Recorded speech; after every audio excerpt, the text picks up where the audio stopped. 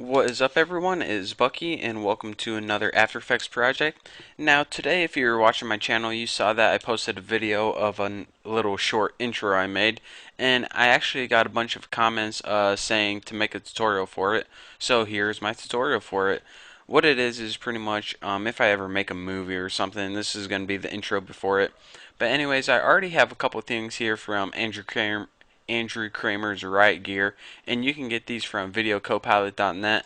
And no, he actually didn't pay me to say that. I'm just giving him a free plug. So, anyways, I got this cool background right here, and a cool little thing to take note of. Anytime you're like moving around and you can't get it to exactly level up with the edge, all you have to do is select the layer and go to Layer, Transform, Fit to Comp, and it'll fit exactly on the edges just how you want it. So I'm going to have like white and red text on this. So what I'm going to do is I want to darken this first of all. So I'm going to go ahead and put effect, color correction, and I'm probably just going to mix with the levels. You can mess with curves if you want, but this is fine. So let's go ahead and darken this and also bring down the whites, not all the way. Probably like somewhere around there. So this is good for now. So now instead of a lighter gray background, we have a nice grungy kind of black background, nice a little bit darker. So after this, I want to add my new text layer. So I'm going to go Layer, New Text, and I'm going to put the New Boston Productions. And the first thing I want to do is I want to make this white. So go ahead and select your color and change it to white. And I'm going to change new to red. So make that red. And I'm also going to want to bold the New Boston, right like that, and I'm going to want to unbold production. So I want to emphasize the New Boston, so that's why I'm going to bold that.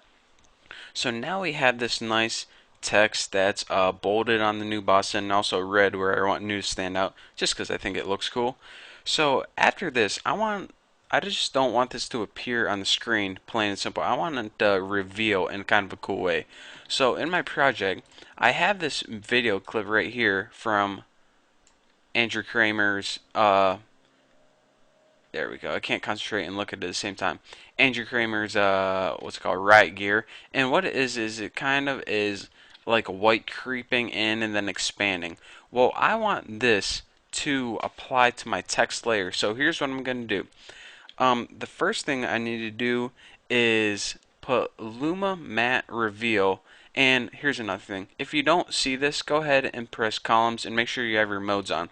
But anyways, put this movie right above your text layer and then change the track matte of your text layer to Luma Matte Reveal. And this will put the matte on the text layer, and now whenever you play your movie, you see it kind of reveals like it was before. Pretty cool, huh? But a thing I want to do is let's go ahead and view this layer again, clicking this little eyeball. I actually want it to reveal. You see it's revealing in the middle first. I also want that to be right on the New Boston.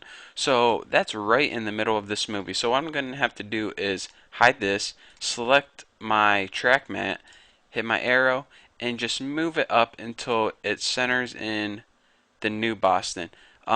Again, before it was right in the middle, and I want that right because I want the New Boston to show first. So now, as you can see, if I move that matte, the New Boston fades in, and then Productions gets revealed right like that. So that's how you can use a Luma matte to reveal your title in cool ways. So now, after this, there's a couple more things I want to do, and I know I'm going fast, but there's a lot of things I want to do in this tutorial. I also got this cool little brush stroke from, yeah, you guessed it, Riot Gear, right like that. And all it is a white brush stroke on black. And this is perfect for transfer modes. Now, in order to get all the black taken away, we can use any of these. Add, lighten, classic color dodge. What we want to do, a cool one, you can pick any one you want. I think classic color dodge is a really cool one. And as you can see, one problem we have with this is it's kind of fading in productions and it's just a little too big. So just go ahead and shrink that, and let's see, just move it over here a little bit.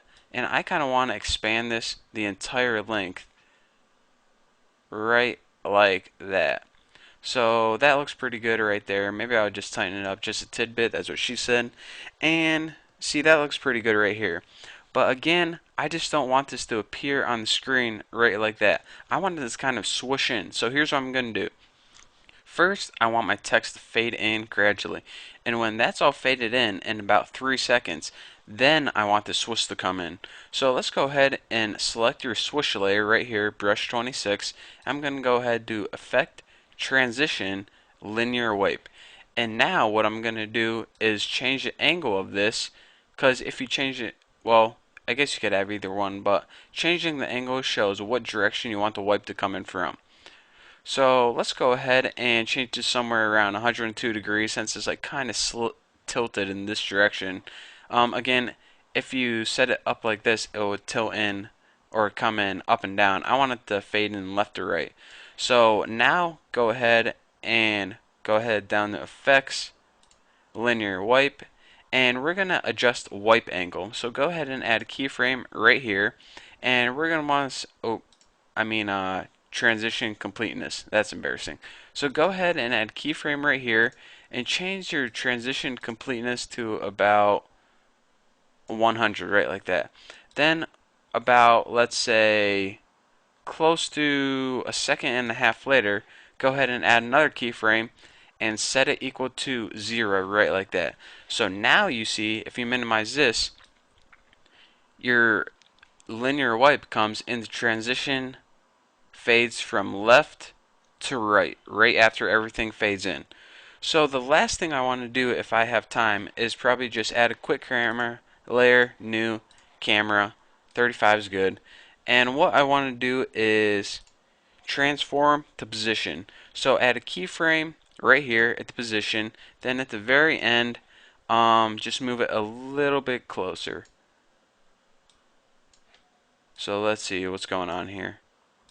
This keyframe is right there, and my camera, oh, by the way, they all need to be 3D. So now you see my camera kind of moves in slightly the whole time. So there we go. So this is your final animation. First it fades in, and then you get the nice little swoosh, and the whole time your camera is moving in. And I know I went quick, but I only got 10 minutes in this tutorial, and I got time to spare. So thank you guys for watching. Don't forget to subscribe. And if you have any more questions, just leave me a comment, and I probably will not answer it. But thank you anyways. Don't forget to subscribe and check out my blog.